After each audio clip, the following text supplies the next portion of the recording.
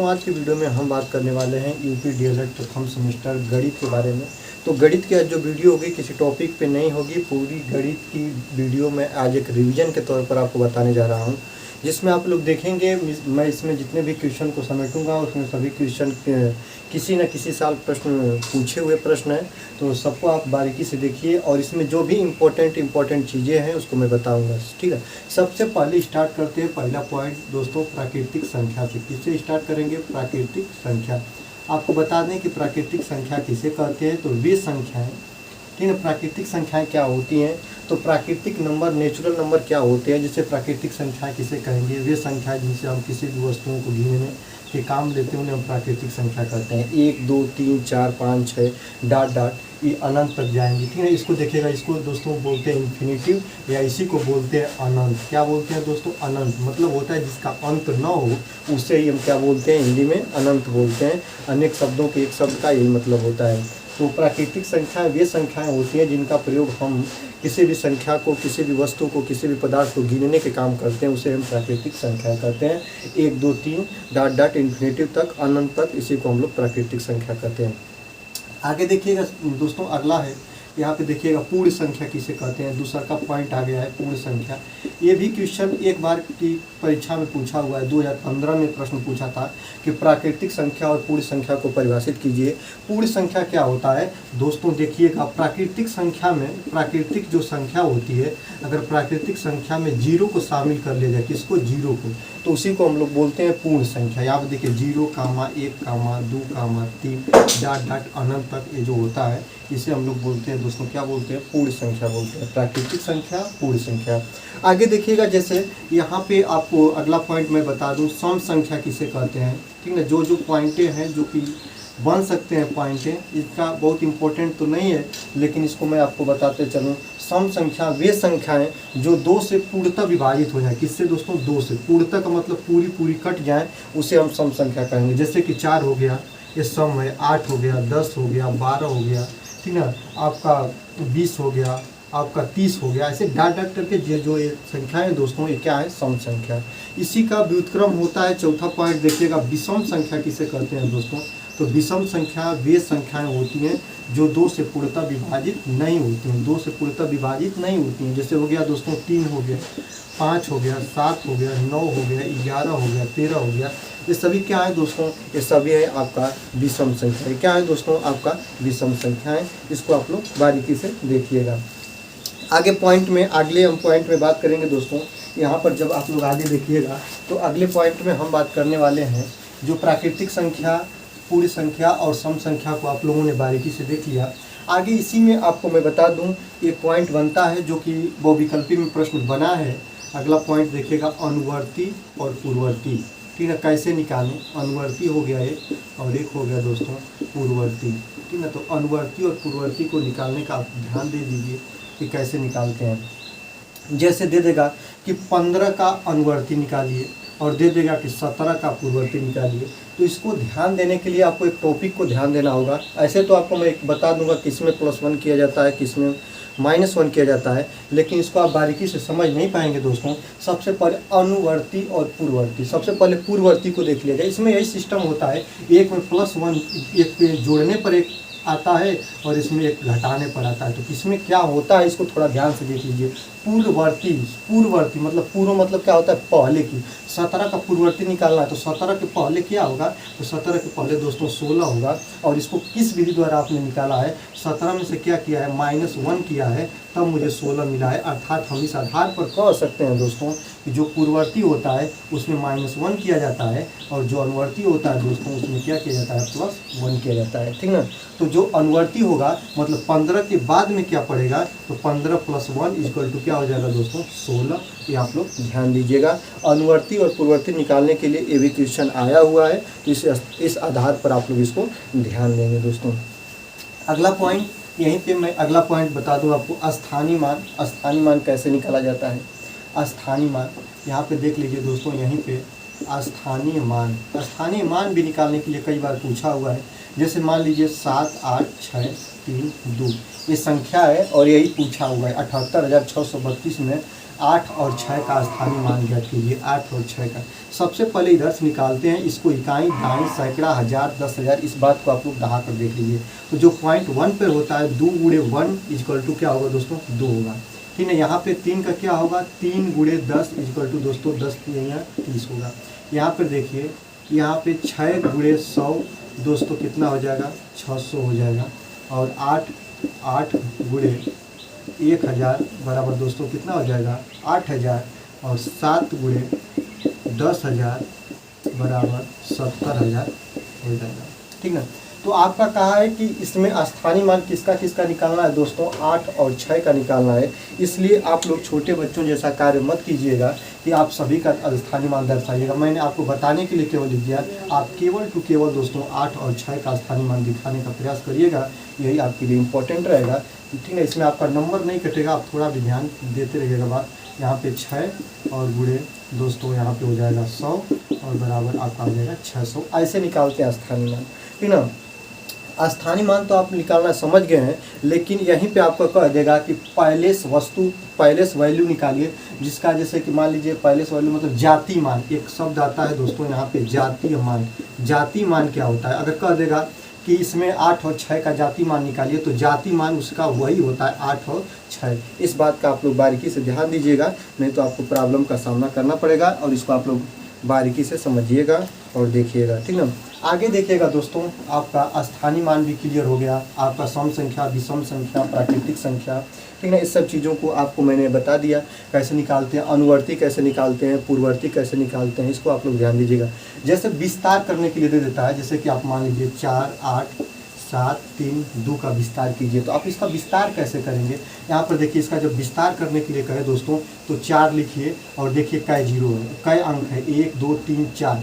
ठीक है, तो आप यहाँ पे 4 को जीरो लगा लीजिए, प्लस यहाँ पे 8 लिखिए और 8 के बाद कै अंक है, 3 अंक, तो यहाँ पे आप लोग दोस्तों 3 जीरो लगा लीजिए। और यहाँ पे 7 लिखिए, 7 के बाद कै जीरो है, 2 अंक है, तो 2 जीरो लगा लीजिए। और यहाँ पे 3 लिखिए, 3 के बाद कै जीरो है, तो उतना आप लगा लीजिए, कै अंक है। और यहाँ पे 2, सबको जोड़िएगा दोस्तों तो यही मान आएगा। इसी को कहते हैं विस्तार करना, इसी को कहते हैं दोस्तों, क्या कहते हैं, विस्तार करना। और इसी विधि द्वारा किसी भी संख्या का विस्तार किया जाता है। इसको आप लोग अच्छी तरीक़ा से बारीकी से समझ लीजिएगा, देख लीजिएगा। इसी तरह दोस्तों हम लोग क्या करते हैं, विस्तार करते हैं। ठीक है, वीडियो लंबी होगी, वीडियो को पूरी तरीक़ा से आप देखिए। पूरी वीडियो में आप लोगों को प्रिपरेशन के लिए बना रहा हूँ, वीडियो थोड़ा लेंदी भी होगी, लंबी भी होगी। पूरी वीडियो को आप देखने का प्रयास करिएगा और आपके लिए वीडियो काफ़ी इंपॉर्टेंट होने वाली है। ठीक ना, आगे देखिएगा दोस्तों, आगे आप लोग इसमें देखिएगा, आगे मैं आप लोगों को बताऊँगा जो पॉइंट के अनुसार आप लोग इसमें देखिएगा। दशमलव संख्या का जोड़, दशमलव संख्या का जोड़।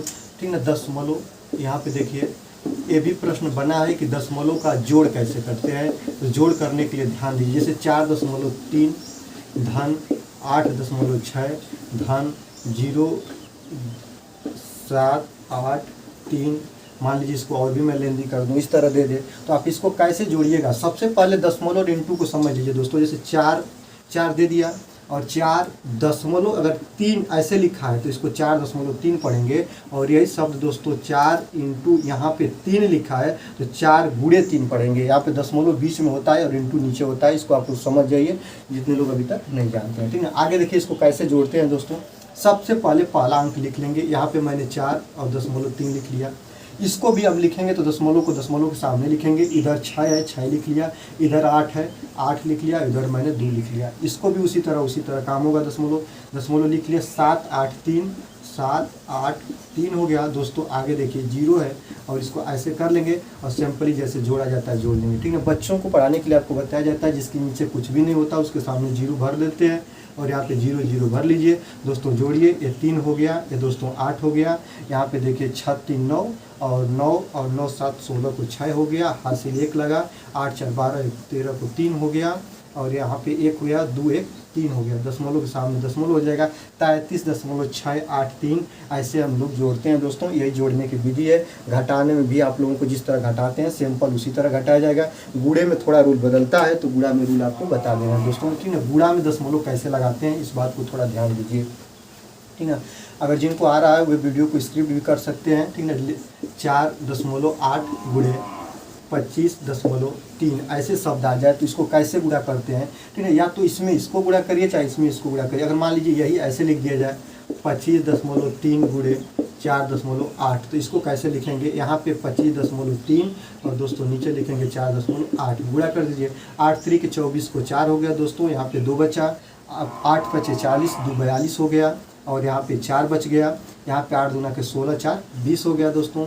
4 3 12 को 2 हो गया, हासिल 1, 4 5 20, 1 21 को 1 हो गया, हासिल 2 हो गया। 4 दूना के 8 और दोस्तों 10 हो गया। इन्हें जोड़ लेंगे, 4 2 2 4, 1 2 1 हो गया। अब देखिए दोस्तों, सबसे पहले हम देखेंगे कि दशमलव कितने अंक पर लगा है। नीचे से देखिए 1 अंक पे दशमलव, ऊपर से भी 1 अंक, मतलब 2 अंक पर दशमलव लगाएंगे और यहीं पे दशमलव लग जाएगा। ये मान आएगा 121.44। यही आपका क्या बन जाएगा दोस्तों, आंसर बन जाएगा। क्या बन जाएगा, आंसर बन जाएगा। तो वीडियो कैसी लग रही है, वीडियो अच्छी लग रही है तो वीडियो को लाइक करें, दोस्तों के साथ शेयर करें, और चैनल पर नए हैं तो चैनल को जरूर से जरूर सब्सक्राइब कर लीजिए ना। ऐसे जोड़ घटाना गुणा भाग करते हैं, इस बात को आप लोग को ध्यान से देखना होगा। आगे देखेंगे दोस्तों भिन्न कैसे करते हैं, भिन्न फ्रैक्शन, ठीक है। भिन्न के बारे में थोड़ा देख लिया जाए कि भिन्न कैसे करते हैं। तो भिन्न को करने के लिए सबसे पहले भिन्न किसे कहते हैं, वे संख्याएं जिन्हें P/Q अर्थात दोस्तों बटा के रूप में जिसे हम लिख सकें, उसी को क्या बोलते हैं दोस्तों, भिन्न बोलते हैं। ऊपर जो होता है दोस्तों इसको हम लोग बोलते हैं अंश, और नीचे जो होता है दोस्तों इसको बोलते हैं हम लोग हर। ऊपर जो होता है उसको क्या बोलते हैं, अंश बोलते हैं। नीचे जो होता है उसको क्या बोलते हैं, हर बोलते हैं। यही होता है भिन्न। भिन्न क्या होता है, तो वे संख्याएं जिन्हें P/Q के रूप में लिखा जा सके उसे हम लोग दोस्तों बोलते हैं क्या, भिन्न। जैसे मान लीजिए भिन्न किसी क्या हो गया, 4/5 हो गया, 6/7 हो गया, 8/9 हो गया, 10/3 हो गया। ये सभी क्या है दोस्तों, भिन्न है। क्या है दोस्तों, भिन्न है, ठीक ना। इसमें आप लोगों को मैं बता दूं, कई बार ये पेपर में पूछा हुआ है भिन्न किसे कहते हैं। सम और विषम भिन्न को परिभाषित कीजिए। सम भिन्न क्या होती है, और दोस्तों यहीं पे मैं लिख दे रहा हूँ कि विषम भिन्न क्या होती है। सम भिन्न और विषम भिन्न, ध्यान दीजिए, ठीक ना। सम भिन्न वे भिन्न होती है जिसका हर जो होता है वो बड़ा होता है और अंश जो होता है दोस्तों छोटा होता है। जैसे कि 10/20, ठीक ना, 15/40, ठीक ना। जैसे हो गया 25/50, ये सभी दोस्तों क्या है, ये सब सम भिन्न है, ठीक ना। यहीं पे विषम भिन्न क्या होती है दोस्तों, जैसे कि मान लीजिए 7/3, ठीक ना, 8/5, 9/7, ये दोस्तों क्या है, विषम भिन्न। इसको परिभाषित कैसे करेंगे, सम भिन्न वे भिन्न कही जाती है जिसका अंश छोटा होता है और हर बड़ा होता है, ठीक ना। और जो विषम भिन्न होती है उसका अंश बड़ा होता है और हर छोटा होता है। सम भिन्न विषम भिन्न क्या होती है दोस्तों, इसको आप लोग समझ गए। भिन्न क्या होती है, जिन्हें P/Q के रूप में लिखा जा सके उसे हम भिन्न बोलते हैं, ठीक ना। यहाँ पे आप लोग ध्यान दीजिएगा, जहाँ पे Q नॉट इक्वल टू 0, यहाँ पे देखिए, यहाँ पे Q जो होता है वो 0 नहीं हो सकता। जैसे मान लीजिए कह देगा 4 भिन्न है, तो है दोस्तों, क्योंकि जिसका घर कोई नहीं होता उसको क्या मान लिया जाता है, 1 मान लिया जाता है। इस बात को आप लोग ध्यान दीजिएगा, ये भी बात पूछ सकता है और समझिएगा, ठीक ना। सम भिन्न और भिन्न के बारे में आप लोग हम आशा करते हैं कि सम भिन्न और भिन्न के बारे में आप लोग ध्यान दे दिए होंगे, ठीक है। अब आगे देखते हैं दोस्तों, इसी में हम आपको बात करेंगे कि भिन्न का जोड़ कैसे करते हैं, है ना। भिन्न में आप लोग थोड़ा एक चीज़ और देख लीजिएगा। भिन्न में एक होता है सरल भिन्न। क्या होता है दोस्तों, सरल भिन्न। सरल भिन्न जो होती है दोस्तों वो सिंपल होती है। जैसे 4/5 हो गया, 6/7 हो गया, 8/9 हो गया। इसमें हम सम विषम नहीं देखेंगे, सरल भिन्न हो गया। यहाँ पे आप लोगों का एक भिन्न और होता है मिश्र भिन्न। क्या होता है दोस्तों, मिश्र भिन्न। तो मिश्र भिन्न को सरल भिन्न में कैसे बदलें, सबसे थोड़ा ध्यान दीजिए। 2 सही 3/5, 4 सही 7/3, 2 सही 3/8, ये सभी क्या है दोस्तों, मिश्र भिन्न है। क्या है, मिश्र भिन्न। इसको कैसे बदलते हैं, ये देखिए हर है और ये ऊपर वाला अंश है, इसका इसमें गुणा करते हैं, इसको जोड़कर बटा में ये सब लिख देते हैं। थोड़ा आप प्रैक्टिकली देखिए, 5 दूना के 10, 10 3 13 और बटा में क्या लिख लेंगे दोस्तों, 5। ये किस में बदल गया, ये जो बदल गया दोस्तों ये सरल भिन्न में बदल गया। इसको भी बदलिए, 3 चौका 12, 12 हो गया, 12 7 19, 19/3 हो गया दोस्तों, ठीक। यहाँ पे देखिए 8 दूना के 16, 16 3 कितना हो गया, 19 हो गया, 19/8 हो गया। तो मिश्र भिन्न को सरल भिन्न में कैसे बदलते हैं, आपके सामने है, इसको देखिए ध्यान से। अंश का जो हर होता है, हर का सही में गुणा करते हैं, अंश को जोड़ के बटा में हर को लिख लेते हैं। यही इसका रूल होता है। रूल को थोड़ा ध्यान से आप लोग देखिए, आप लोगों को बिल्कुल समझ में आ जाएगा, ठीक ना। अब दोस्तों हम चलते हैं भिन्न का जोड़, घटाना, गुणा, भाग। एक एक क्वेश्चन देखेंगे, क्योंकि वीडियो जो है, मैंने वीडियो में आपसे कहा हूँ कि अधिकतर मेरा प्रयास रहेगा कि सभी क्वेश्चन, सभी टाइप वाले क्वेश्चन मैं आप लोगों को समझ कर जरूर दिखाऊँ। तो इसलिए आप लोग एक एक क्वेश्चन देखते चलिएगा। जैसे मान लीजिए दे दिया 4/5 धन 6/7। इसको जोड़ने के लिए कर दे तो आप कैसे जोड़िएगा, इसको थोड़ा ध्यान से देखिए, ठीक ना। इसको सही में भी लिख सकता है, 2 सही 4/5 धन 3 सही 6/7, ठीक ना। तो आप मिश्र भिन्न में दे देगा तो मिश्र भिन्न को आप सरल भिन्न में कन्वर्ट कर लेंगे और उसके बाद ये रूल यही रहेगा, ठीक ना। रूल कैसे होता है ध्यान दीजिएगा। इसको लगाने के 2 तरीके हैं। कितने तरीके हैं दोस्तों? 2 तरीके। दोनों तरीकों को आपके सामने थोड़ा थोड़ा जिक्र करते चलेंगे। सबसे पहले क्या करते हैं दोस्तों, सबसे पहले हम करते क्या हैं, यहाँ पे 5 और 7 है, दोनों का एलसीएम निकालते हैं, जिसको आमतौर भाषा पे दोस्तों बोलते हैं लसो। 5 का और 7 का, 5 5 यही से कटेगा एक बार में, 7 7 यही से कटेगा एक बार में। इतना तो आप लोगों को ध्यान देना होगा। इसका एलसीएम जो होगा दोस्तों 35, जिसको औसत बोला जाता है, यहाँ पे लिखेंगे 35। अब इसके हर से इसे भाग देते हैं, 5 7 35, 7 बार गया और उसके अंश में उसी का गुणा कर लेते हैं। 7 चौको कितना हो जाएगा दोस्तों? 28 हो जाएगा। बीच में धन है, धन मैंने लिख लिया। वही काम यहीं पे करेंगे। 7 5 35, 5 बार गया, ऊपर उसका गुणा करेंगे, 6 5 30 और इसको जोड़कर आपको लिख लीजिएगा और हो जाएगा 58 दोस्तों 35, ठीक ना। यही आपका आंसर आएगा। लेकिन यहाँ पे दोस्तों मैं आप लोगों को 58/35 इस विधि द्वारा तो आ गया। आप लोगों को कई विधियाँ अगर पता होती हैं तो क्वेश्चन आपके गलत नहीं होते हैं। थोड़ा उस विधि का भी जिक्र कर लीजिए, उसको कैसे निकालते हैं। यहाँ पर देखिए, यहाँ पे मैं इसको मिटा रहा हूँ। 4/5 और धन 6/7 दिया है, तो आप इसको कैसे निकालेंगे? देखिए 4/5 और धन 6/7, जो इसका हर है इसके अंश और हर में गुणा करेंगे और जो इसका हर है इसके अंश और हर में। ये वाला विधि आसान होता है, थोड़ा देख लीजिए। 7 का ऊपर नीचे गुणा कर दीजिए और इसमें 5 का ऊपर नीचे गुणा कर दीजिए, ठीक ना। 5 का ऊपर नीचे गुणा कर दीजिए। 7 चौको क्या हो गया दोस्तों? 28 हो गया और 5 7 क्या हो गया? 35 हो गया। धन 6 5 कितना हो गया दोस्तों? 30 हो गया और 7 5 कितना हो गया? 35 हो गया। देखिए जब हर बराबर होते हैं तो डायरेक्ट जोड़ देते हैं दोस्तों, तो नीचे हो जाएगा 35 और ऊपर जोड़ दीजिए 28 धन 30 बराबर कितना हो जाएगा दोस्तों? 58। देखिए दोनों आंसर हैं जो है दोस्तों क्या है? सेम है। इस प्रकार ये जो है क्वेश्चन मैंने लगाया हूँ, ये क्वेश्चन क्या है दोस्तों? सही है, ठीक है। जिस विधि द्वारा भाग किया जाता है दोस्तों उसी विधि द्वारा घटाना भी किया जाता है, लेकिन गुणा और भाग में ये नियम बदल जाता है। तो चलिए दोस्तों बात करेंगे हम लोग गुणे की और बात करेंगे भाग की, ठीक है। गुणा देखिए, गुणा कैसे किया जाता है। जैसे मान लीजिए 2 सही 3/5 गुणे 4 सही 2/3 ऐसे कर दें और कहे कि इसका गुणा कीजिए, तो आप कैसे करिएगा? देखिए दोनों पहले दिया है किसमें दोस्तों? ध्यान दीजिए, यहाँ पे मिश्र भिन्न में दिया है। सबसे पहले इसको हम कन्वर्जित करेंगे किसमें? सरल भिन्न में। 5 दूना के 10 और 3 13 और बटा के 5 गुणे 4 3 के 12, 4 3 चौके 12 और 12 और 2 कितना हो जाएगा? 14 और बटा के 3। देखिए रूल क्या होता है दोस्तों? अंश का गुणा जो होता है अंश में और हर का गुणा होता है हर में। यहाँ पर देखिए 13 गुणे के 14 और बटा में दोस्तों 5 गुणे के 3 बराबर बटा में आ जाएगा 15 और ऊपर जब 13 और 14 का गुणा करेंगे जो आएगा वहीं ये लिखकर हम लोग दोस्तों इसको क्या मान लेंगे? आंसर मान लेंगे, ठीक ना। ऐसे तो किया जाता है गुणा, ठीक ना। ध्यान दीजिए प्रोसेस क्या है।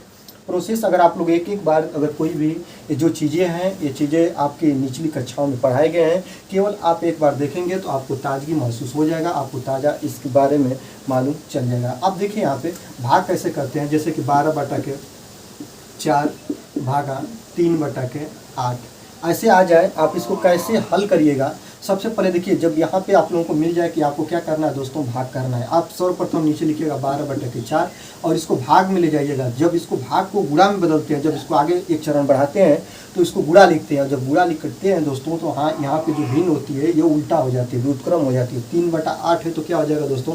8/3 हो जाएगा। और जो गुणा वाला नियम है उसी को लगा लीजिए, अंश का अंश में और हर का हर में गुणा कर दीजिए। और यहाँ पे आप देखते हैं कुछ काटने लायक है तो काट लीजिए। 4 एकम 4, 4 दूना के 8 हो गया, ठीक है। यहाँ पे देखिए 3 एकम 3, 3 चौको 12 हो गया और जो आंसर हो जाएगा 4 दूना के 8/1 इक्वल टू 8, यही आपका क्या हो जाएगा दोस्तों? आंसर हो जाएगा, ठीक ना। यहीं पे इस तरह भाग किया जाता है। भाग का नियम आप लोगों को पता चल गया, गुणा घटाना सब कुछ आपको पता है। लेकिन यहाँ पे एक चीज़ कटा है तो थोड़ा इसको भी मैं बात कर लूँ। भिन्नों का एक रूप होता है दोस्तों सरलतम रूप। क्या होता है दोस्तों?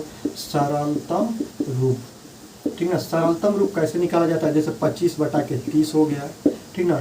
20/10 हो गया, ठीक। 100/50 हो गया। सरल मतलब होता है दोस्तों छोटा, ठीक ना। सरल मतलब क्या होता है? छोटा। और रूप मतलब उसी का रूप मतलब जैसे कि रूप मतलब यही होता है कि उसका छोटा रूप क्या होगा, ठीक है। जैसे 25/30 सरलतम रूप कैसे निकालेंगे, अंश और हर दोनों को एक ही संख्या द्वारा काटा जाता है तो इसी को सरलतम रूप कहते हैं। जैसे 5 से कटेगा 5 के 25 और 5 6 का 30, इसका सरलतम रूप 5/6 हो जाएगा। इसको 2 से काटिए, 2 से कट सकता है, 5 से भी कट सकता है, 5 से काट दीजिए, 5 चौको 20 हो गया और 5 दूना के 10 हो गया, 10 से भी कट जाएगा, ठीक है। यहाँ पे देखिए 2 एकम 2, 2 दूना के 4, इसका सरलतम रूप 2/1 हो जाएगा, इसका 5/6 हो जाएगा। इसको काटिए, 50 से काट दीजिए, 50 एकम 50, 50 दूना के 100, इसका भी सरलतम रूप 2/1 हो जाएगा, ठीक है।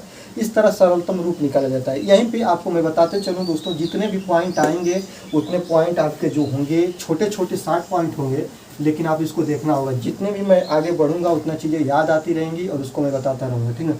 सरलतम रूप के बाद एक आता है समतुल्य, समतुल्य रूप, ठीक है। इसी का विरोध वाला होता है, उल्टा अपोजिट होता है। जैसे 2/3, 2/3 का 2 को चाहे 3 को बोल देगा कि समतुल्य रूप लिखिए, तो ऊपर नीचे 2 2 का गुणा करा दीजिए, 2 दूना के 4 और 3 दूना के 6, एक समतुल्य रूप ये हो गया, ठीक ना। 2/3, 3 ऊपर नीचे 3 3 का गुणा करा दीजिए, 3 दूना के 6, 3 दूनी के 9, एक ये हो गया। 2/3 ऊपर नीचे 4 का गुणा करा दीजिए, 4 दूना का 8, 3 चौको 12। समतुल्य रूप जो होता है इसी का तुल्य रूप जाएगा, ठीक ना। तो आप जब किसी का समतुल्य रूप निकालिएगा, इसका सरलतम रूप कराइएगा, आपको यही चीज़ मिल जाएगा, 2/3 मिल जाएगा। कैसे देखिए, 2 दूना के 4, 2 3 6, 2/3 मिला कि नहीं मिला। यहाँ पे देखिए 3 दूना के 6, 3 3 के 9, 2/3 मिला कि नहीं मिला। यहाँ पे देखिए 4 दूना के 8, 4 3 के 12, 2/3 मिला कि नहीं मिला। इसी तरह समतुल्य रूप भी निकालते हैं और यहाँ पे सरलतम रूप भी निकालते हैं। इस बात को आप लोग ध्यान दीजिएगा, बारीकी से समझने का प्रयास करिएगा दोस्तों। आपको आशा करते हैं कि आपका जो भी चीज़ रहेगा आपको काफ़ी अच्छा रूप से मिलता रहेगा और मिलना भी चाहिए दोस्तों। आगे देखिएगा, आगे आपको मैं बता दूं कि आगे जब आप लोग इसमें देखिएगा तो आपको बहुत चीज़ मिलेगा, जिसमें प्रतिशत एक परसेंटेज है और परसेंटेज के पॉइंट आप लोग थोड़ा ध्यान से देख लीजिए। प्रतिशत कैसे निकालते हैं और प्रतिशत से क्या क्या बनता है, ठीक है। सबसे पहले प्रतिशत का सिंबल जो होता है दोस्तों ऐसे होता है, इस बात को ध्यान रखिएगा, ठीक है। जैसे क्वेश्चन की बात कर लूँ, कुछ ऐसे क्वेश्चन है जो आप लोग ध्यान से देखिएगा। दिया है एक बार कि 500 का 40% निकालिए, 500 का 40%। यहाँ पे 500 लिखते हैं दोस्तों, का मतलब होता है गुणा और 40 मैंने हटाया। प्रतिशत जब हटाएंगे किसी भी संख्या से तो बटा में 100 लग जाएगा, ध्यान रखिएगा, ठीक है। 0 से 0 कैंसिल, 0 से 0 कैंसिल, 5 चौको 20, यहाँ पे 0 बढ़ जाएगा तो 500 का 40% कितना हो जाएगा दोस्तों, 200 हो जाएगा। इस बात को आप लोग ध्यान दीजिएगा, प्रतिशत कैसे निकालते हैं, ठीक ना। एक क्वेश्चन है जो कि आपका डीएलएड में पेपर में पूछा हुआ है और एक क्वेश्चन है कि देखिएगा, मैं यहाँ पे सीरीज के माध्यम से देखने का प्रयास कर रहा हूँ कि 150 केजी का 25% कितना होगा, ठीक है। 150 केजी का 25% कितना होगा, ठीक है। इसको कैसे निकालेंगे देखिएगा, 150 का मतलब गुणा और 25 बटा के दोस्तों हो जाएगा 100, ठीक है। यहाँ पे देखिए इसको काटेंगे, कैसे कटेगा, 0 से 0 हो गया कैंसिल। यहाँ पे देखिए 5 से काटेंगे, 5 दूना के 10 हो गया और 5 के 25 हो गया और 15 25 कितना हो जाएगा दोस्तों, 75 बटा के 2 हो जाएगा, ठीक है। 75 में आप 2 से भाग देंगे, 2 3 के 6, 1 हो गया, 15 हो गया, 2 7 के 14 हो गया दोस्तों, कट गया, 1 हुआ, 0.0 बढ़ गया, 37.5, 37.5। 150 केजी का 25% 37.5 केजी होगा, यही आपका क्या आ जाएगा दोस्तों, आंसर आएगा। फिर परीक्षा देते समय जब भी आप परीक्षा हॉल में बैठे रहें तो आप मात्रक का ध्यान जरूर दें। अगर केजी नहीं लिखेंगे तो आपका जो आंसर होगा वो आपका आंसर तो करेक्ट ही होगा लेकिन नंबर कट सकता है। तो नंबर कटने से बचने के लिए सबसे पहले आप यूनिट का जरूर से ज़रूर ध्यान दीजिए दोस्तों। तो यूनिट कैसे लगाते हैं इस बात का आप लोग ध्यान दीजिएगा। आगे देखिएगा, आगे आप लोगों की बात करें और भी क्वेश्चन है जो कि प्रतिशत से पूछे गए हैं, उस भी क्वेश्चन को देख लें। एक दुकानदार ने 800 की साड़ी 30% की छूट पर बेची है, तो बताइए उसने कितने में बेची है, ठीक है। एक दुकानदार है, एक शॉपकीपर दुकानदार है, वह 800 की एक साड़ी है, 800 की एक साड़ी 800 रुपये की है और वह 30% की छूट पर बेचा है, छूट कर दिया है 30%। अब पूछ रहा है कि वह साड़ी कितने पर बेचा है, तो 800 का दोस्तों 30% निकाल लीजिए। तो 800 का 30% निकालेंगे तो 800 का 30% निकालिए। यहाँ पे 800 × 30 बटा के 100 हो जाएगा दोस्तों, 0 0 कैंसिल, 0 0 कैंसिल, 200 240 रुपये हो जाएगा। मतलब 800 का 240%, मतलब दोस्तों 800 में से यहाँ से माइनस कर लीजिएगा 240। जब 800 में से आप माइनस 240 कर लीजिएगा तो आपको पता चल जाएगा कि उसने कितने रुपए में बेची है, तो यही आपका आंसर निकल कर आ जाएगा। ठीक ना, इस बात को आप लोग ध्यान दीजिएगा। आगे देखिएगा, आगे कुछ और भी क्वेश्चन है, उसको थोड़ा मैं आप लोगों के सामने लेकर चल रहा हूँ। सभी क्वेश्चन को थोड़ा बारीकी से देखिएगा। यहाँ पे अपवर्तक और अपवर्त्य भी निकालने के लिए आते हैं, उसको भी आप लोग ध्यान से देखते रहिएगा। जैसे मौसो निकालने के लिए आया है, एक बार जो क्वेश्चन है मौसो और लौसो, ठीक ना, महत्तम समापवर्तक और लघुत्तम समापवर्तक कैसे निकालते हैं, थोड़ा इसको भी देख लीजिए। मौसो निकालने में जैसे आ गया है कि 120 व 300 का मौसो, 300 का क्या निकालना है दोस्तों, मौसो। आपको बता दें मौसो दो विधि से निकालते हैं, पहला होता है भाग विधि और दूसरा का होता है दोस्तों गुणनखंड विधि, ठीक ना। भाग विधि से निकाल कर बता रहा हूँ, गुणनखंड विधि से भी बताऊंगा। टाइम जो है आपका बहुत कम है और जो वीडियो थोड़ा लंबी हो रही है, इसलिए आपको रिक्वेस्ट करेंगे कि कम ही समय में ज़्यादा से ज़्यादा चीज़ों को कवर कर लें दोस्तों, बात थोड़ा कम हो। 120 यहाँ पे लिखते हैं, 300 यहाँ पे लिखते हैं, एक बार भाग ले जाते हैं, एक बार भाग नहीं जाएगा, दो बार जाएगा। 120 बार गुना के 24 240 हो जाएगा। और दोस्तों 240 इसमें से क्या कर लेंगे, घटा लेंगे। 0 हो गया, 10 में से 4 या 6 हो गया, ये जो हो गया खत्म, मतलब 0 हो गया, ठीक ना। 60 हो गया। अब क्या करते हैं, 60 से अब इसमें भाग देते हैं दोस्तों, 120 लिख लेंगे और 60 दूना क्या हो जाएगा, 120 हो जाएगा, ठीक ना। अगर आपसे ये न कहे कि आप गुणनखंड विधि से निकालना है कि भाग विधि से, तो आप भाग विधि से निकाल लीजिए, क्योंकि यह विधि जो होती है दोस्तों आसान होती है। तो मौसो यहाँ पे लिखिएगा कि मौसो इसका क्या होगा दोस्तों, मौसो इसका जो होगा वह 60 होगा। क्या होगा दोस्तों, 60 होगा। लेकिन यहीं पे इस भाग विधि द्वारा मौसो 60 आया है, अब गुणनखंड विधि द्वारा भी आपको निकाल कर दिखा ही दूँ कैसे निकालते हैं, आप लोग देखिएगा। सबसे पहले गुणनखंड निकालेंगे 120 का, 2 से कटेगा 60 होगा, 2 से कटेगा दोस्तों 30 होगा, 2 से कटेगा 15, 3 से 5 और ऐसे ऐसे निकालते हैं दोस्तों। आप छोटे बच्चे आप नहीं हैं कि आपको थोड़ी थोड़ी चीज़ों को बताया जाए, आप इसको भाग देने का ही काम मैंने किया है, इसको ध्यान से देखते रहिएगा, ठीक है। अगर आपको थोड़ा डीपली पढ़ना है तो वीडियो प्लेलिस्ट में बनी हुई है, आप वहाँ से पढ़ सकते हैं। ये आपके रिवीजन के लिए केवल वीडियो है। यहाँ पे दोस्तों 150 हो जाएगा, 2 से काटिएगा 75 हो जाएगा। अब यहाँ पे क्या काटेंगे, 3 से काटेंगे, 3 दूना के 6, 3 5 15, 5 से काटेंगे 25, 5 से काटेंगे 1 हो गया दोस्तों। अब क्या करेंगे, अब सभी का गुणनखंड यहाँ पे लिखेंगे। 120 बराबर हो जाएगा 2 गुणे 2 गुणे 2 गुणे 3 गुणे 5, और यहाँ पे 300 बराबर दोस्तों लिखेंगे 2 गुणे 2 गुणे 3 गुणे 5 गुणे 5। अब देखिए जो इसमें से कॉमन मिलता रहेगा उसी को लिख लेंगे दोस्तों। यहाँ पर देखिए 2 2 कॉमन है, 2 लिख लिया। यहाँ पे देखिए 2 2 कॉमन है, 2 लिख लिया। और यहाँ पर देखिए 3 3 कॉमन है, इसको लिख लिया। और यहाँ पे 1 5 कॉमन है, मैंने 5 को लिख लिया। और 2 दूना के 4 3 12 5 के 60, इसका जो हो गया दोस्तों वो क्या है, मौसो है। दोनों विधि से मैंने आपको बताया, भाग विधि और गुणनखंड विधि, दोनों विधि से मौसो कितना आ रहा है दोस्तों, 60 आ रहा है। तो इसलिए क्वेश्चन क्या है, सही है। भाग विधि और वो विधि, दोनों विधि मैंने आपको बता दिया है, ठीक है। आप लोग देखिएगा दोस्तों, आपको मैं अब आशा करता हूं कि मौसो निकालना तो आ ही गया होगा। अगर आप लोगों को नहीं आ रहा है दोस्तों, तो आप लोग इसको कई बार रिवीजन करिए, आपको आ जाएगा, ठीक है। क्योंकि ये चीज़ें आप लोग निचली कक्षाओं में पढ़ चुके हैं। और यहाँ पर देखिए अब हम थोड़ा देखेंगे लौसो निकालना। जैसे लौसो में आपको दे देगा 15, 20, 25, 30 का लौसो निकालिए। सबसे पहले ऐसे आप खींच लीजिए, ऐसे कर लीजिए, ठीक है। सबसे पहले 2 से काटने का प्रयास कीजिए, 2 से काटिए। 15 नहीं कटेगा, जो नहीं कटता उतार लेते हैं। 20 कटेगा, 10 हो जाएगा। 25 नहीं कटेगा, 30 में भाग दीजिएगा, 2 का 15 हो जाएगा दोस्तों। फिर क्या करेंगे, 2 से काटेंगे, 15 नहीं कटेगा, 10 कटेगा 5 हो जाएगा, 25 नहीं कटेगा, 15 उतार लेंगे, ठीक है। अब क्या करेंगे दोस्तों, अब 2 से देखिए कुछ कटने लायक है। अगर 2 से अब कुछ कटने लायक नहीं है तो आप इसको छोड़ देंगे। और आगे आप लोग क्या करेंगे दोस्तों, 3 से काटने का प्रयास करेंगे। किससे काटेंगे, 3 से। 3 से काटिए, 15 में भाग देंगे, 3 5 15 हो जाएगा। 5 नहीं कटेगा, उतर जाएगा। और यहाँ पे 3 से 25 में भाग दीजिए, नहीं जाएगा, उतर जाएगा। 3 5 15 हो जाएगा। अब देखिए कुछ भी 3 से कटने वाला नहीं है, 4 से भी नहीं कटेगा। अब कटेगा दोस्तों 5 से। 1 हो गया, 1 हो गया, 25 हो गया, 5, ये 5 कट जाएगा, 1 हो गया, ठीक ना। अब फिर कैसे काटेंगे, 5 से काटेंगे, 1 1 1। जब तक ये प्रक्रिया करते हैं कि जब तक नीचे क्या ना आ जाए दोस्तों, 1 आ जाए। अब इसका लौसो निकालेंगे, लिखेंगे यहाँ पे लौसो इसका क्या होगा, 2 गुणे 2 गुणे 3 गुणे 5 गुणे 5, ठीक ना। तो आप इसको निकालेंगे, देखेंगे और सभी का गुणा करके लिख देंगे। इसका जो लौसो होगा दोस्तों क्या होगा, 2 गुणे 2 गुणे 3 गुणे 5 गुणे 5, सभी का आप गुणा करके यहाँ पे लिख भी सकते हैं, ठीक ना। इस तरह आप लोगों का लौसो निकाला जाता है। इस विधि को आप लोग ध्यान से देखिएगा।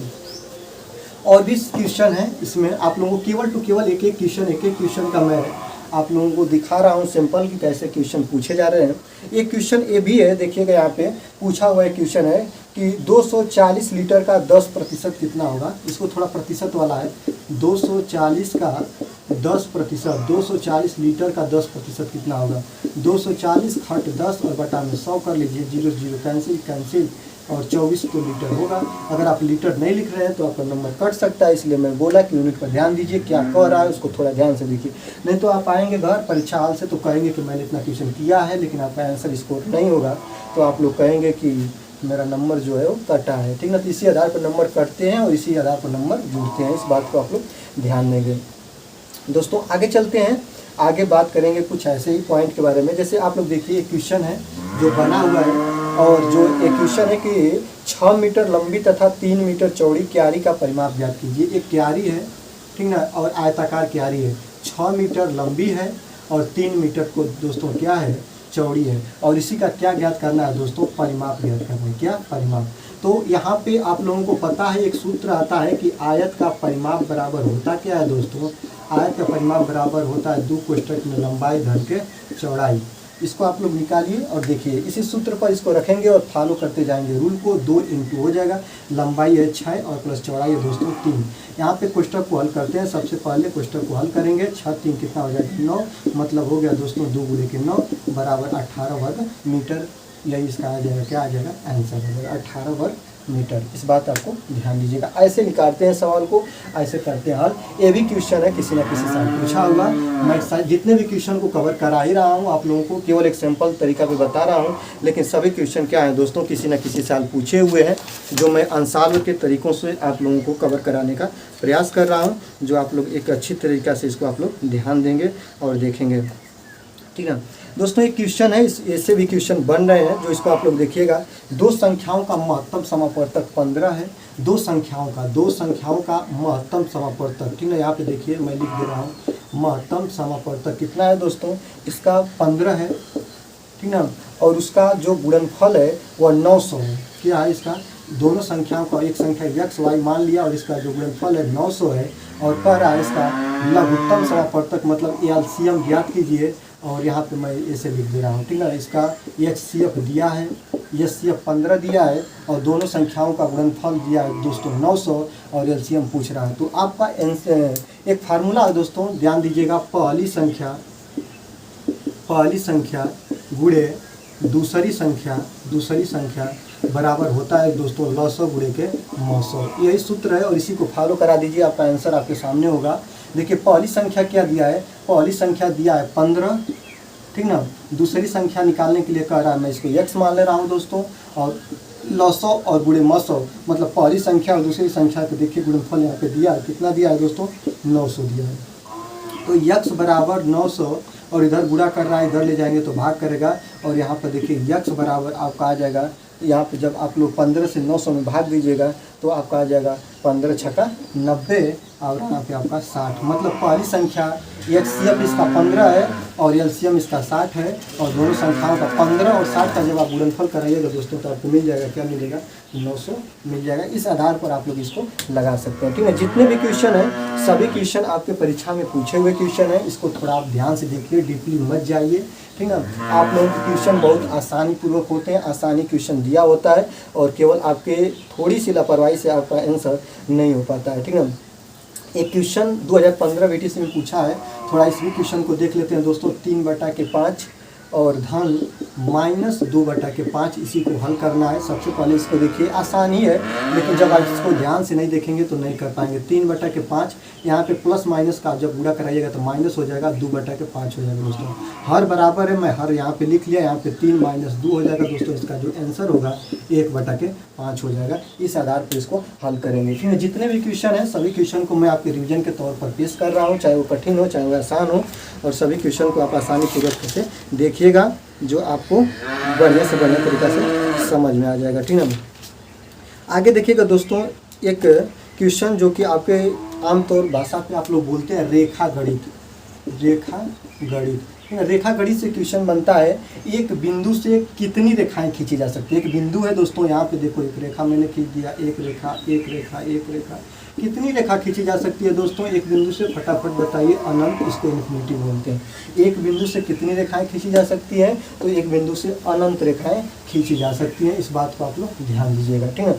आगे क्वेश्चन देखते हैं। वृत्त किसे कहते हैं? वृत्त पूछा हुआ है कि वृत्त किसे कहते हैं? किसी भी बिंदु से समान दूरी पर उसके परिधि को हम लोग क्या बोलते हैं दोस्तों? वृत्त बोलते हैं। ये अगर बीचों बीच है, इसी को क्या बोलते हैं दोस्तों? ध्यान दीजिए, एक प्रश्न बना है, ठीक है। अगर नहीं आपको विश्वास है, 18 का आंसर निकालिए, 18 का प्रीवियस ईयर पेपर प्रथम सेमेस्टर का देखिए, आपको समझ में आ जाएगा। इसको दोस्तों बोलते हैं केंद्र। क्या बोलते हैं? केंद्र। इसको ध्यान दीजिएगा। कभी आपको दे देगा, एक चित्र दे देगा और कहेगा, मैं आपको बताऊंगा, एक चित्र दे देगा, कहेगा इसका केंद्र बताइए, तो आप तुरंत लिखिएगा इसका केंद्र क्या है दोस्तों? ओ है, ठीक है। इसमें देखिए जो केंद्र होता है, यहाँ से ऐसे जब रेखा खींची जाती है तो इसी को बोलते हैं दोस्तों, क्या बोलते हैं? व्यास बोलते हैं। जैसे मैं ए और बी लिख दिया, पूछ देगा कि व्यास इसका क्या है, आप खर्द लिखिएगा कि ए बी है, ठीक ना। जीवा क्या होता है? ऐसे ऐसे जो रेखाएं खींची होती हैं ये जीवा होती है। क्या होती है दोस्तों? जीवा होती है। इसका कुछ नाम रख लीजिए, ठीक है। इसे क ख भी रख सकते हैं, ठीक ना। जीवा इसी को बोलते हैं दोस्तों। इस बात को आप लोग ध्यान दीजिएगा और इस बात को आप लोग अच्छी तरीक़ा से समझने का प्रयास करिएगा, ठीक ना। किसी भी वृत्त में, अर्धवृत्त में बना कोण जो होता है, ध्यान दीजिएगा। पूरा वृत्त का बात करें तो 360 अंश का कोण बनता है, और आधे वृत्त में कितने का कोण बनता है दोस्तों? 180 अंश का कोण बनता है। इस बात को आप लोग ध्यान दीजिएगा, ठीक ना। अभी आपको ऐसे दे देगा और यहाँ पे ए लिख देगा, बी लिख देगा और कहेगा कि इसकी स्पर्श रेखा बताइए। तो स्पर्श रेखा जो छूते छूते निकल जाए, इसी को स्पर्श रेखा बोलते हैं। छेदक रेखा होती है जो वृत्त को 2 बराबर भागों में काटती है, उसी को बोलते हैं दोस्तों क्या? छेदक रेखा बोलते हैं। इस पॉइंट को भी आप लोग ध्यान दीजिएगा और समझने का इसको प्रयास करिएगा, ठीक ना। जैसा कि आप लोग देख रहे होंगे, एक क्वेश्चन और भी है, मैं बता दूं आपको। एक क्वेश्चन ऐसा भी बना है एक बार परीक्षा में कि 3 अंक यहाँ पे देखिए, 3 अंक की बड़ी संख्या और 3 अंक की छोटी संख्या को जोड़िए, ठीक ना। सबसे पहले कोई भी अंक दे दे भैया, ठीक है। यहाँ पे देख लो, एक बार देख लो। 3 अंक की बड़ी संख्या 3 को 9 होगा, 4 अंक की बड़ी संख्या 4 को 9 होगा, 5 अंक की बड़ी संख्या 5 को 9 होगा, 10 अंक की बड़ी संख्या 10 को 9 होगा, और उतने ही 3 अंक की छोटी संख्या कर दे दोस्तों, 3 अंक की जो छोटी संख्या होगा वो 100 होगा, ठीक ना। 3 अंक का, ठीक ना, जितना भी कर दे। 4 अंक की छोटी संख्या पूछते, 1 लिख के 3 को 0 लिखिए, 4 को जोड़ दीजिए, हो गया, ठीक ना। 5 अंक की कह दे तो 4 को 0 जोड़ दीजिए और जोड़िए, 4 को हो गया, 1 2 3 4, ये 5 अंक की हो गया। 5 अंक की छोटी संख्या इससे हो ही नहीं सकती है। अब 3 अंक की बड़ी संख्या और 3 अंक की छोटी संख्या को जोड़िए, मतलब 9 से 99 में 100 को जोड़ दीजिए दोस्तों, आपका क्या हो जाएगा? वही आंसर हो जाएगा, ठीक है। इस आधार पर आप लोग जोड़ने का प्रयास करिए और सीखिए, यही चीज़ होता है। ऐसा भी क्वेश्चन बना है, 3 अंक की बड़ी संख्या, 4 अंक की बड़ी संख्या, 5 अंक की बड़ी संख्या। ये क्या होता है? बहुत कठिन चीज़ नहीं है। जब आप इसको ध्यान से बारीकीपूर्वक देखेंगे तो आपको ये चीज़ें क्या हो जाएंगी दोस्तों? समझ में आ जाएंगी, ठीक है। यहाँ पे मैं जितने भी क्वेश्चन हैं सब क्वेश्चन को देख रहे हैं और उसको कवर करने का प्रयास कर रहे हैं, ठीक ना। यहाँ पर देखिए एक क्वेश्चन और भी बना है जो आप लोग देखिएगा। कह रहा है कि यदि किसी चतुर्भुज की चारों भुजाएं बराबर हों तथा प्रत्येक कोण 90 अंश का हो तो इसे चतुर्भुज को क्या कहेंगे? देखिए चतुर्भुज में आपका सबसे पहले थोड़ा आयत पर चर्चा कर ले रहे हैं और थोड़ा वर्ग पर चर्चा कर ले रहे हैं। बात वृत्त पर तो मैंने चर्चा कर लिया। वृत्त गोल होता है, यहाँ पे केंद्र होता है, इसी को व्यास बोलते हैं, इधर जीवा होती है। बस इतना जानेंगे तो आपका काम तो भैया निकल जाने वाला है, ठीक ना। लेकिन आयत क्या होता है? आयत में 4 भुजा होती है, 4 भुजा होती है। कितनी भुजा होती है दोस्तों? 4। वर्ग में भी कितनी भुजा होती है दोस्तों? 4 भुजा होती है। देखिए, ठीक है। आयत जो होता है, थोड़ा देख लीजिए, यहाँ पे मैं आयत बना रहा हूँ, ठीक ना। आयत, इसमें A B C D कै भुजा? 1 2 3 4। कै भुजा होगी दोस्तों? 4 भुजा होगी, ठीक है। आयत में कै भुजा होगी? 4 भुजा। और चारों भुजा देखिए यहाँ पे चारों कोण इसका क्या हो गया? 90 अंश हो गया। क्या हो गया? 90 अंश हो गया, ठीक ना। ऐसा जहाँ भी रहे दोस्तों 90 अंश, ठीक है। अब बताइए एक सीधी रेखा पे एक लंब ऐसे गिरा है तो यहाँ कितने अंश का कोण बनता है? 90 अंश का कोण बनता है। तो यहाँ पे कितने अंश का? 90 90 90 90, ठीक ना। मतलब आयत के सभी कोणों का मान कितना होता है दोस्तों? 360 अंश होता है, 360 अंश। अब थोड़ा वर्ग देख लो भैया, वर्ग देख लो। वर्ग में क्या होता है? वर्ग में भी A B C D, ये भी 90, ये भी 90, ये भी 90, ये भी 90। इसमें भी 4 भुजा। कितने भुजा दोस्तों? 4। इसमें भी 4। ये भी 360 अंश, ये भी 360 अंश। अंतर क्या है यही देखना है दोस्तों। अंतर क्या होता है देखिए, थोड़ा यहाँ पे ध्यान दीजिए।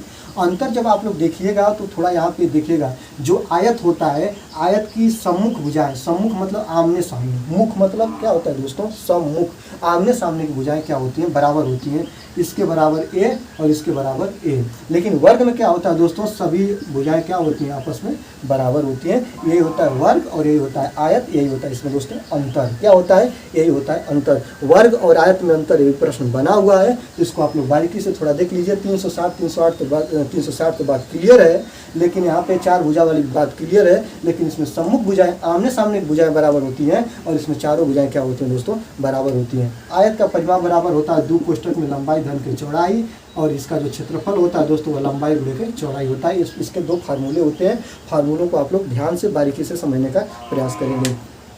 आगे देखिए दोस्तों, आगे आपको थोड़ा हम लेकर चले जा रहे हैं, किस क्षेत्र में जाएंगे, तो दोस्तों वीडियो थोड़ा लंबी हो रही है, तो इसके लिए आपसे मैं माफ़ी चाहूँगा।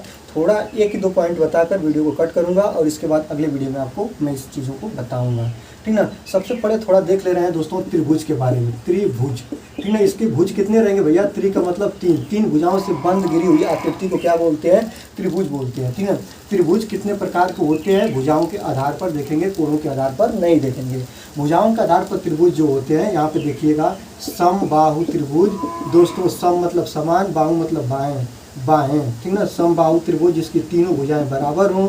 यहाँ पे विषम बाहु त्रिभुज मतलब तीनों भुजाएं विषम हों, और यहाँ पे समद्विबाहु त्रिभुज, ठीक ना, समद्विबाहु त्रिभुज मतलब कि सम मतलब समान, द्वि मतलब दो, और बाहु मतलब भुजाएं, ठीक है। तो यहाँ पर देखिएगा समबाहु, ध्यान दीजिएगा, ए ऐसे बना दूं दोस्तों और ऐसे कर दूं, यहाँ पे ए, यहाँ पे बी, यहाँ पे सी, इसके बराबर ए ऐसे कर दूं, तो दोस्तों पूछेगा कि क्या है, आपको पूछ सकता है कि समबाहु त्रिभुज को परिभाषित कीजिए। वे त्रिभुज जिनकी तीनों भुजाएं बराबर हों, समान हों, इसे समबाहु त्रिभुज कहते हैं। विषम बाहु त्रिभुज थोड़ा देख लीजिए दोस्तों, विषम बाहु त्रिभुज में क्या होता है, विषम बाहु त्रिभुज में जो ये भुजाएं होती है ये बराबर नहीं होती हैं, ठीक ना, यहाँ पे देखिए बराबर नहीं होती हैं, इसके बराबर ये नहीं होगा और इसके बराबर ये नहीं होगा। और समद्विबाहु त्रिभुज में क्या होता है दोस्तों, समद्विबाहु त्रिभुज में मेरे भाइयों ये होता है, इसके बराबर ये होता है, लेकिन ये जो होता है वो बराबर नहीं होता है। यहाँ पर देखिए बता दे रहा हूँ दोस्तों, इसको लंब बोलते हैं, इसको दोस्तों आधार बोलते हैं, और इसको दोस्तों कर्ण बोलते हैं। कहीं पाइथागोरस प्रमेय का बात आ जाए तो ध्यान दीजिएगा, कर्ण का स्क्वायर बराबर होता है दोस्तों लंब का स्क्वायर और प्लस के आधार का स्क्वायर। इस बात को आप लोग ध्यान दीजिएगा, ठीक है। तो दोस्तों आज की वीडियो में बस इतना ही रहने देते हैं, मिलते हैं अगले वीडियो में, तब तक के लिए धन्यवाद। देखते रहिए क्लास सॉल्यूशन बाय अभिषेक सर। और